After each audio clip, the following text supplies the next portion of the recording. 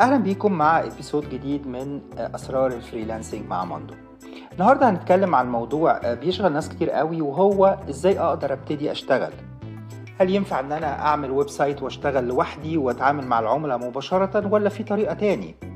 هنتكلم عن مواقع الفريلانسنج المتخصصة، ايه مميزاتها وايه عيوبها، وهل هي احسن طريقة ان انا ابتدي فريلانسنج ولا في طرق تانية احسن منها. اتمنى الحلقة تعجبكم.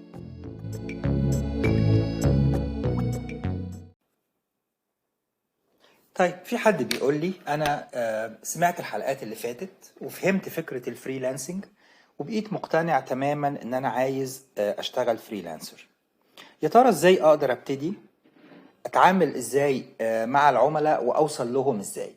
الحقيقة قدامك اكتر من اختيار. اول حاجة ممكن تشتغل لوحدك، يعني هتعمل ويب سايت او هتعمل صفحة على انستجرام او صفحة على الفيسبوك على حسب النشاط اللي انت هتشتغل فيه، وتبتدي تعرض عليها خدماتك، تعرض عليها الحاجات اللي انت بتعملها، تصميم، ترجمة whatever، وتستنى ان الناس تطلب خدماتك.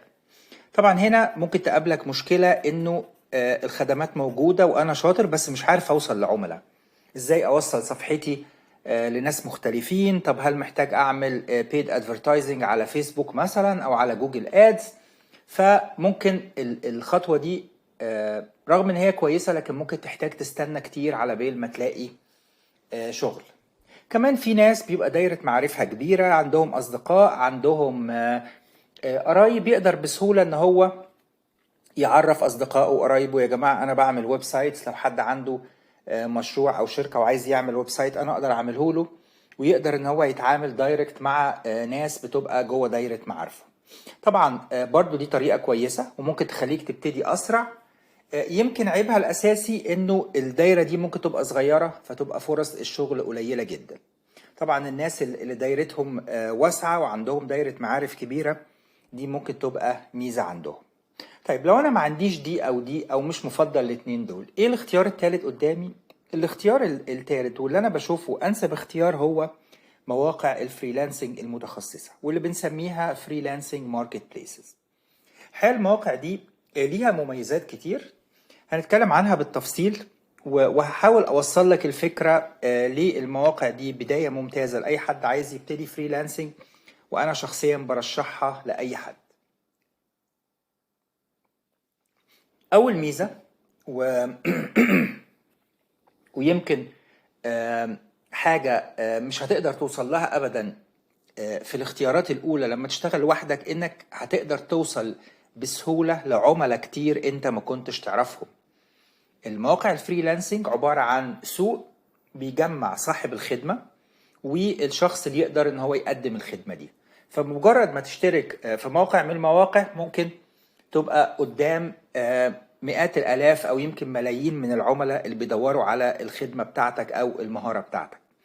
فبالتالي بسرعة بتحطك قدام عملاء كتير جدا من مختلف الجنسيات، من مختلف البلاد، بمختلف الميزانيات، تقدر ان انت تتعامل معاهم ويشتروا الخدمة بتاعتك.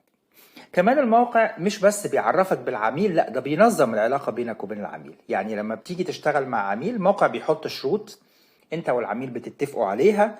كل واحد فيكم بيبقى عليه التزامات معينة، انت مطلوب منك شغل تنفذه بحكم الاتفاق.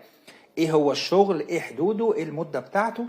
والعميل بيبقى عليه التزامات مادية و يعني تفاصيل لازم هو يلتزم بيها طالما بدأ المشروع معاك على الموقع.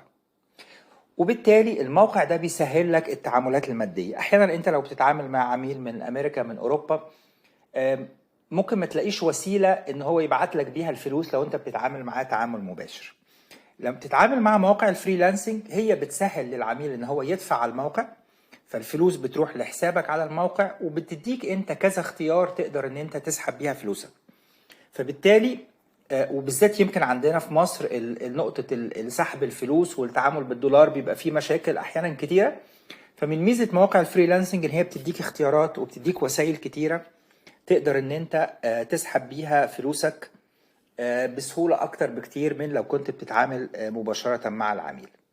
كمان كل واحد ليه حساب على الموقع بيبقى باين تاريخه على الموقع. يعني انت لما بتيجي تشوف مشروع العميل عرضه، بتقدر تشوف تاريخ العميل ده، اشتغل مع كام حد قبل كده، الميزانيات اللي بيدفعها شكلها ايه، طب ايه التقييمات اللي الفريلانسرز اللي قبلك ادوها للعميل ده. وبالتالي بتقدر تشوف هل ده عميل فعلا الناس بتشكر فيه ومدياله تقييمات كويسة ومدياله ريتنجز كويس، فتتعامل معاه وانت مطمن، ولا ده عميل عمل مشاكل قبل كده واشتغل مثلا مع ناس وضايقها او ما دفعلهاش فلوسها، فبالتالي تبعد عنه. فدي ميزة كبيرة. لو عميل جاي لك مباشرة بعيد عن مواقع الفريلانسنج، طبعا مش هتقدر تعرف عنه الحاجات دي. كمان بالنسبة لك مواقع الفريلانسنج بتخليك تقدر انك تبني اسم وسمعة ليك على الموقع. بعد ما بتشتغل مشروع واثنين وثلاثة، العملاء بتكتب تقييمها عنك، وبالتالي بيبقى ليك ريتنج او بيبقى ليك تقييم على الموقع. كل ما انت عملت شغل كويس، وبالذات في الاول التقييم ده لما بيبقى عالي بيقدر يسهل عليك ان انت تقدم على مشاريع اكتر وتكسب حاجات اكتر. كمان في نقطة انك مواقع الفريلانسنج بتتنافس مع فريلانسرز تانيين كتير. صحيح دي ممكن تبقى نقطة صعوبة، لكن كمان المنافسة دي بتخليك دايما مضطر او لازم انك تطور من نفسك. ما ينفعش ابدا الحاجة اللي اتعلمتها ما جددهاش واحسنها وارفع مستواها. بتلاقي نفسك مضطر ان انت تطور من نفسك، تتعلم مهارات جديدة، تتعلم سوفت وير جديد، وبالتالي بتبقى المنافسة دافع ليك دايما ان انت تتحسن وتتطور. وزي ما قلنا الموقع بيضمن حقوقك وبيضمن حقوق العميل على حسب الاتفاق اللي بينكم.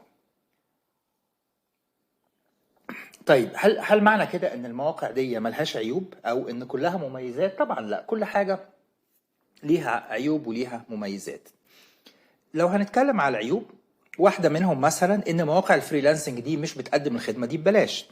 الموقع بياخد عمولة منك ومن العميل او من واحد فيكم او الاتنين على حسب الموقع، والعمولة دي بتبقى تقريبا من 10 ل 20% من تكلفة المشروع.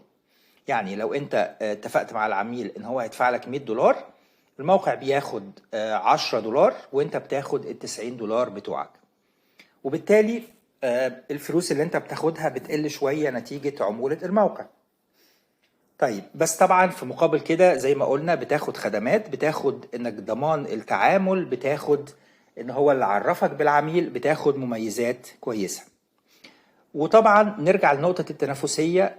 بدل ما انت بتتعامل في نطاق الحي بتاعك او المدينة بتاعتك او حتى البلد بتاعتك، فجأة بقيت بتتنافس مع عملاء مع فريلانسر من كل انحاء العالم، فبتبقى المنافسة صعبة. المشروع العميل بيقدمه ممكن يقدم عليه 50 واحد مختلفين، كل واحد فيهم شاطر، كل واحد فيهم مميز. فبالتالي لو انت لسه جديد ومالكش هيستوري على الموقع، بيبقى البداية مش سهلة. لكن طبعا كل حاجة زي ما قلنا ممكنة وإن كانت مش سهلة. كمان في ناس بتنتقد موقع الفريلانسنج في نقطة انه في ناس كتير بتبقى عايزة تاخد المشروع بأي طريقة، فبتبتدي تقلل أسعارها. فلما كل واحد يقلل أسعاره ده بيبقى في غير صالح الفريلانسر، لأنك في الآخر ممكن تلاقي نفسك مضطر ان انت تاخد سعر قليل قوي على اللي انت شايفه مناسب لمجرد ان انت عايز تكسب المشروع. فطبعا دي واحدة من العيوب اللي في بعض الناس ما بتحبهاش في مواقع الفريلانسنج، وخصوصا ان في بعض البلاد مشهورة جدا بالحاجات دي. يعني لو لقيت الفريلانسرز اللي من الهند او من باكستان، دول مشهور ان هم بيعملوا شغل جامد بأقل الاسعار، وبالتالي بتلاقي نفسك احيانا في موقف صعب، يا اما تسيب المشروع يا اما تطلب سعر قليل قوي انت شايف ان هو مش مناسب للشغل بتاعك. كمان في ناس بيبقى عندها تحدي شوية في ان هي تفهم موقع الفريلانسنج. يعني اتعامل ازاي، يعني ايه بروجكت، طب احط شروطي ازاي، طب ازاي اعرف امتى العميل يدفع لي، طب العميل بعت لي رسالة بيقول لي انا اخترتك، طب هل كده اقدر ابتدي اشتغل ولا لا. كل موقع بيبقى له شروط، بيبقى له طريقة وبيبقى له نظام، فبتحتاج وقت عشان تتعلم ازاي تتعامل مع موقع الفريلانسنج دوه علشان كل حاجة تمشي بسلاسة وبشكل كويس. كمان في نقطة تانية في ناس ما بتحبهاش على موقع الفريلانسنج، ان انت عشان تقدم على مشروع بتحتاج ان انت بتصرف، او مش هقول بتصرف، بتحتاج ان انت تستخدم حاجة اسمها كونكتس. الكونكتس دي لما انت بتفتح حسابك على الموقع بيبقى ليك عدد معين من التوكنز او الكونكتس او البوينتس اللي انت بتقدم بيها على المشروع. فمثلا المشروع ده بيحتاج 2 كونكت، المشروع ده بيحتاج 4، بتلاقي نفسك ممكن خلصت الكونكتس اللي عندك ومحتاج ان انت تشتري كونكتس جديدة علشان تقدم على مشاريع تاني. دي طبعا مش موجودة في كل المواقع لكن موجودة في مواقع كتير. الفكرة بس انك بتحتاج عشان تقدم على مشاريع كتير ممكن تحتاج ان انت تدفع فلوس في الاول. برضو انا شايف ان كل الحاجات دي مهما كانت في بعض الناس بتشوفها عيوب او بتتضايق منها، لكن المميزات اكتر بكتير جدا. انك بتتحط قدام عملاء كتير، ان انت بيبقى قدامك عدد كبير جدا من المشاريع تقدر تقدم عليها. مميزات كتيرة جدا اكتر بكتير من العيوب، وبشجع اي حد بيبتدي ان هو يبتدي على مواقع الفريلانسنج.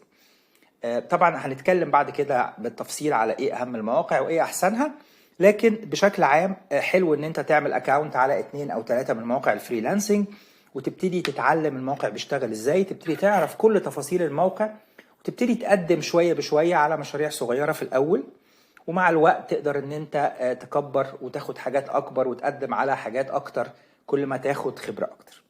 اتمنى تكون الصورة دي واضحة وتكون مقنعة بالنسبة لك، ولو في اي اسئلة او في نقط انت معترض عليها احب اسمع دايما رأيكم. اشكركم واشوفكم مع ابيسود جديد من اسرار الفريلانسنج مع ماندو. شكرا لكم.